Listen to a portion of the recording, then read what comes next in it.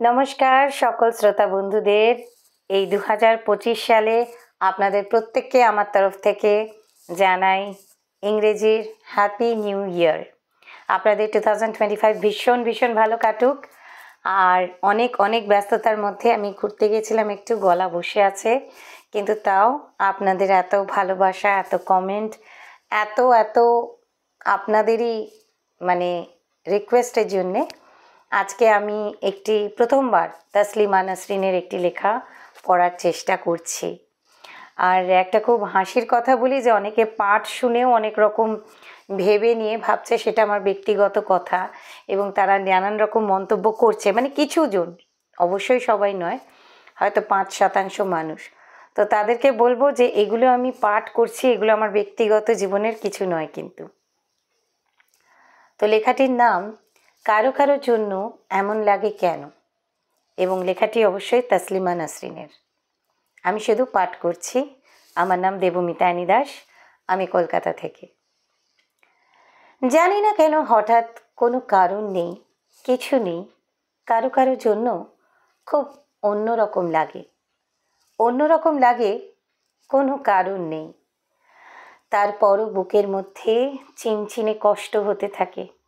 কারুকে খুব দেখতে ইচ্ছে হয়, পেতে ইচ্ছে হয়, কারুর সঙ্গে খুব ঘনিষ্ঠ হয়ে বসতে ইচ্ছে হয়, সারা জীবন ধরে সারা জীবনের গল্প করতে ইচ্ছে হয়।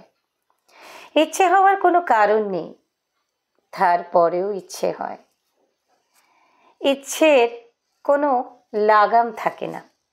ইচ্ছেগুলো এক সকাল থেকে আর এক সকাল পর্যন্ত জ্বালাতে থাকে প্রতিদিন। ইচ্ছেগুলো পূরণ হয় না, তারপরও ইচ্ছেগুলো বেশরমের মতো পড়ে থাকে, আশায় থাকে, কষ্ট হতে থাকে। কষ্ট হওয়ার কোনো কারণ নেই, তারপরও হতে থাকে। সময়গুলো নষ্ট হতে থাকে। কারো কারো জন্য জানি না জীবনের শেষ বয়সে এসেও সেই কিশোরীর মতো কেন অনুভব করি। কিশোরী বয়সেও যেমন লুকিয়ে রাখতে হতো ইচ্ছেগুলো, এখনো হয়। কি জানি সে যার জন্য অন্যরকমটি লাগে, যদি ইচ্ছেগুলো দেখে হাসে। সেই ভয় লুকিয়ে রাখি ইচ্ছে, সেই ভয় আড়াল করে রাখি কষ্ট। হেঁটে যাই যেন কিছুই হয়নি, যেন আর সবার মতো সুখী মানুষ আমিও। হেঁটে যাই কত কোথাও যাই, কিন্তু তার কাছেই কেবল যাই না যার জন্য লাগে। কারো কারো জন্য এমন অদ্ভুত অসময়ে বুক ছিঁড়ে যেতে থাকে কেন। জীবনের কত কাজ বাকি, কত তারা, তারপরও সব কিছু সরিয়ে রেখে তাকে ভাবি।